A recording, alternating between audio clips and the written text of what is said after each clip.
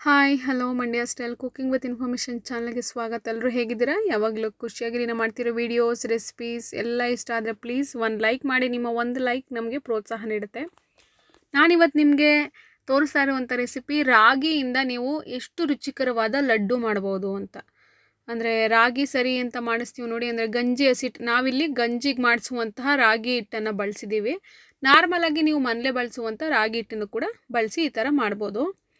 ಎಷ್ಟು ಟೇಸ್ಟಿಯಾಗಿರುತ್ತೆ ಅಂದರೆ ಮಕ್ಕಳಿಗೆ, ಈಗ ಎಸ್ಪೆಷಲಿ ಈ ಚಳಿ ಟೈಮಲ್ಲಿ ಇಮ್ಯುನಿಟಿ ಕಮ್ಮಿ ಆಗಿರುತ್ತೆ. ರಾಗಿಲಿ ಯಥೇಚ್ಛವಾಗಿ ಕ್ಯಾಲ್ಶಿಯಂ ಇರುತ್ತೆ.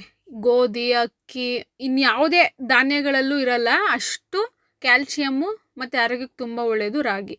ಸೊ ರಾಗಿಯಿಂದ ಈಸಿಯಾಗಿ ಹೇಗೆ ನಾವು ರಾಗಿ ಲಡ್ಡು ಅಂತನಾದರೂ ಹೇಳಿ, ರಾಗಿ ಸಿಹಿ ಅಂತನಾದರೂ ಹೇಳ್ಬೋದು. ಫಸ್ಟ್ ಇನ್ನೇನಿಲ್ಲ, 1-2 ಸ್ಪೂನ್ ತುಪ್ಪ ಹಾಕಿ, ನಂತರ ಇದಕ್ಕೆ ಚೆನ್ನಾಗಿ ಜಜ್ಜಿರುವಂಥ ಬಾದಾಮಿ ಇದ್ದರೂ ಓಕೆ, ಇಲ್ಲ ಅಂದರೂ ಓಕೆ. ನಿಮ್ಮಲ್ಲಿ ಯಾವುದು ದ್ರಾಕ್ಷಿ ಇದ್ದರೆ ದ್ರಾಕ್ಷಿ, ಯಾವುದು ಡ್ರೈ ಫ್ರೂಟ್ಸ್ ಇದೆ ಅದನ್ನು ಹಾಕ್ಬೋದು, ಇಲ್ಲ ಅಂದರೂ ಪರವಾಗಿಲ್ಲ. ನಂತರ ಚೆನ್ನಾಗಿ ಅದನ್ನು ಗರಿಗರಿಯಾಗಿ ಕ್ರಿಸ್ಪಿನೆಸ್ ಬರೋ ತನಕ ಫ್ರೈ ಮಾಡ್ಕೋಬೇಕಷ್ಟೇ. ಇದಕ್ಕೆ ಬೇಕಾದ್ರೆ ಡ್ರೈ ಫ್ರೂಟ್ಸ್ ಇನ್ನೂ ಜಾಸ್ತಿ ಹಾಕಿದ್ರೆ ಇನ್ನೂ ಟೇಸ್ಟ್ ಚೆನ್ನಾಗಿರುತ್ತೆ, ಇಲ್ಲ ಅಂದರೆ ಪರವಾಗಿಲ್ಲ. ನಂತರ ಒಣಕೊಬ್ಬರಿಲಿ ಈಗ ಚಳಿಗಾಲದಲ್ಲಿ ನಮ್ಮದು ಸ್ಕಿನ್ ಎಲ್ಲ ಡ್ರೈ ಆಗುತ್ತೆ. ಯಾಕೆಂದರೆ ನಮ್ಮ ಈ ಚಳಿಗಾಲದಲ್ಲಿ ಮೋಸ್ಟ್ ಪ್ರಾಬ್ಲಮ್ಮೇ ಸ್ಕಿನ್ ಡ್ರೈನೆಸ್ಸು. ಈ ಟೈಮಲ್ಲಿ ಕೊಬ್ಬರಿನ ನಾವು ಬಳಸಿದ್ರೆ ನಮ್ಮ ಬಾಡಿಯಲ್ಲಿ ಡ್ರೈನೆಸ್ ಕಮ್ಮಿ ಆಗುತ್ತೆ, ಜೊತೆಗೆ ಕೊಬ್ಬರಿಲಿ ಎಣ್ಣೆ ಅಂಶ ಯಥೇಚ್ಛವಾಗಿರುತ್ತೆ. ಈ ಸಂಕ್ರಾಂತಿ ಹಬ್ಬ ಬಂದರೆ ನಾವು ಎಳ್ಳು ಬೆಲ್ಲ ಏನಕ್ಕೆ ಮಾಡ್ತೀವಿ ಅಂತಂದರೆ ಸೈಂಟಿಫಿಕ್ ರೀಸನ್ ಏನಂತ ಹೇಳಿದ್ರೆ, ನಮಗೆ ಆ ಟೈಮಲ್ಲಿ ಡ್ರೈನೆಸ್ ಇರುತ್ತೆ, ನಮ್ಮ ಬಾಡಿಲಿ ಎಣ್ಣೆ ಅಂಶ ಕಮ್ಮಿ ಇರುತ್ತೆ. ಅದಕ್ಕೋಸ್ಕರನೇ ಕಡಲೆ ಬೀಜ, ಎಳ್ಳು ಇದರೆಲ್ಲ ಆಯಿಲ್ ಕಂಟೆಂಟ್ ಇರುತ್ತೆ ಅನ್ನೋ ಉದ್ದೇಶಕ್ಕೇ ಎಳ್ಳು ಬೀರೋದು ಅಂತ ನಾವು ಸಂಕ್ರಾಂತಿ ಹಬ್ಬನ ಆಚರಣೆ ಮಾಡೋದು. ನಂತರ ಕೊಬ್ಬರಿನ ಹಾಕಿ ಚೆನ್ನಾಗಿ ಕೊಬ್ಬರಿ, ಬಾದಾಮಿ ಎಲ್ಲನೂ ಹುರಿಬೇಕು. ಕೊಬ್ಬರಿ ಏನಕ್ಕೆ ಹುರಿಬೇಕು ಅಂತ ಹೇಳಿದ್ರೆ, ನಾವು ಇದನ್ನು ಲಾಂಗ್ ಸ್ಟೋರೇಜ್ ಮಾಡ್ತೀವಿ, ಅಂದರೆ ಜಾಸ್ತಿ ದಿನ 1 ತಿಂಗಳು ಅಥವಾ 2 ತಿಂಗಳು ಇಲ್ಲ ಅದಕ್ಕಿಂತ ಜಾಸ್ತಿ ಇಡ್ತೀವಿ ಅಂದರೆ ಕೆಡಬಾರ್ದು ಅನ್ನೋ ಉದ್ದೇಶಕ್ಕೆ ಮಾತ್ರನೇ ಕೊಬ್ಬರಿನ ಹುರಿಬೇಕು. ಯೂಶ್ವಲಿ ಕೊಬ್ಬರಿನ ಸ್ವಲ್ಪ ಹುರಿಯೋದ್ರಿಂದ ಟೇಸ್ಟ್ ಇನ್ನೂ ಚೆನ್ನಾಗಿರುತ್ತೆ. ನೋಡಿ, ಈ ರೀತಿ ಚೆನ್ನಾಗಿ ರೋಸ್ಟ್ ಆಗಬೇಕು, ಅಲ್ಲಿ ತನಕ ನೀವು ಈ ಥರ ಫ್ರೈ ಮಾಡ್ಕೊಬೇಕಾಗತ್ತೆ.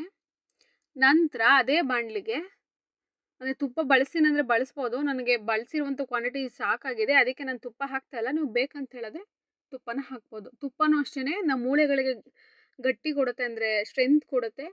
ಅದಕ್ಕೋಸ್ಕರ ಬಳಸಿದ್ರೆ ಬಳಸಿ. ನಮ್ಮ ಮನೇಲಿ ಸ್ವಲ್ಪ ಬಾದಾಮ್ ಪೌಡ್ರ್ ಉಳ್ಕೊಂಡಿತ್ತು, ನಮ್ಮ ಮಕ್ಕಳಿಗೆ ಇಷ್ಟ ಆಗಲ್ಲ. ಸೊ ಅದಕ್ಕೆ ನಾನು ಏನು ಮಾಡ್ತಾಯಿದ್ದೀನಿ, ಲಡ್ಡು ಜೊತೆಗೇ ಮಿಕ್ಸಪ್ ಮಾಡಿಬಿಡ್ತಾಯಿದ್ದೀನಿ. ಟೇಸ್ಟ್ ನಿಜವಾಗ್ಲೂ ಚೆನ್ನಾಗಿರುತ್ತೆ.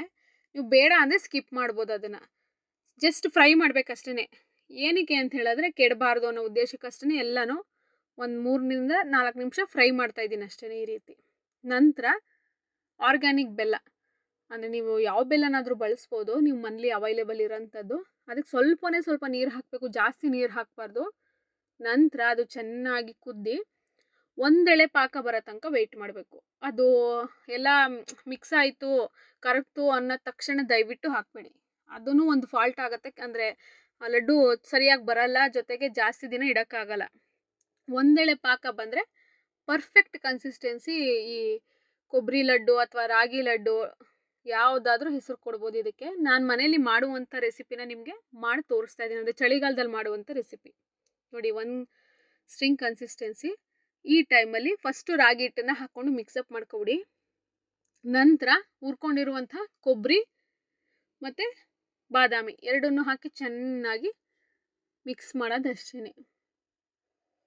ಇದರಲ್ಲಿ ನೀವು ಖಂಡಿತ ಒಂದ್ಸಲ ಮಾಡಿ ನೋಡಿ, ನಿಮ್ಮ ಬಾಡಿಗೆ ಎಷ್ಟು ಎನರ್ಜಿ ಸಿಗುತ್ತೆ ಅಂತ ನೀವೇ ನನಗೆ ಹೇಳ್ತೀರಾ, ಅಷ್ಟು ಎನರ್ಜಿ ಸಿಗುತ್ತೆ. ನಿಮಗೆ ಗಂಜಿ ಹಸಿಟ್ಟು, ಅಂದರೆ ಹಸಿಟ್ಟು ಅಂತ ಹೇಳಿದ್ರೆ ಗಂಜಿ ಹಿಟ್ಟು ಏನಾದರೂ ಮಾಡೋದು ನೀವು ಮಾಡ್ಕೊತೀರಾ ಅಂತ ಹೇಳಿದ್ರೆ, ನನ್ನ ಚಾನಲಲ್ಲಿ ಆಲ್ರೆಡಿ ಹಾಕಿದ್ದೀನಿ, ಅಲ್ಲಿ ತುಂಬ ಲಾಂಗ್ ಟೈಮಲ್ಲೇ ಹಾಕಿದ್ದೀನಿ.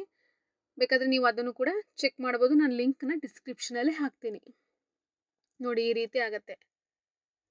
ನಂತರ ಇದನ್ನು ನಿಮಗೆ ಯಾವ ಸೈಜ್ ಬೇಕು, ಯಾವ ಶೇಪ್ ಬೇಕು ಆ ಶೇಪ್ಗೆ ಉಂಡೆನ ಕಟ್ಟಿ ನೀವು 2-3 ತಿಂಗಳು ಬರೋಬ್ಬರಿ ಇಡ್ಬೋದು. ಬಟ್ ಅಲ್ಲಿ ತನಕ ಇಡೋಕ್ಕೆ ಸಾಧ್ಯನೇ ಇಲ್ಲ, ಅಷ್ಟು ಚೆನ್ನಾಗಿರುತ್ತೆ, ಬೇಗನೆ ಖಾಲಿಯಾಗಿ ಹೋಗುತ್ತೆ. ನೋಡಿ, ಈ ರೀತಿ. ಅಂದರೆ ಇದನ್ನು ಸ್ಟೋರೇಜ್ ಮಾಡೋಕ್ಕೂ ಮುಂಚೆ ಚೆನ್ನಾಗಿ ಆರಬೇಕು, ನಾವು ಉಂಡೆ ಕಟ್ಟಿರೋದೆಲ್ಲ ಚೆನ್ನಾಗಿ ಆರಬೇಕು ಅಷ್ಟೇ. ನಾನು ಮಾಡ್ತಿರೋ ವೀಡಿಯೋಸ್ ರೆಸಿಪೀಸ್ ನಿಮಗೆ ಇಷ್ಟ ಆದರೆ ಪ್ಲೀಸ್ ನಮ್ಮ ಚಾನಲ್ ಸಬ್ಸ್ಕ್ರೈಬ್ ಮಾಡಿ. ನೆಕ್ಸ್ಟ್ ಒಳ್ಳೆ ಮಾಹಿತಿ, ಒಳ್ಳೆ ರೆಸಿಪೀಸ್ ವಾಪಸ್ ಬರ್ತೀನಿ. ಬಾಯ್, ಟೇಕ್ ಕೇರ್, ಥ್ಯಾಂಕ್ ಯು.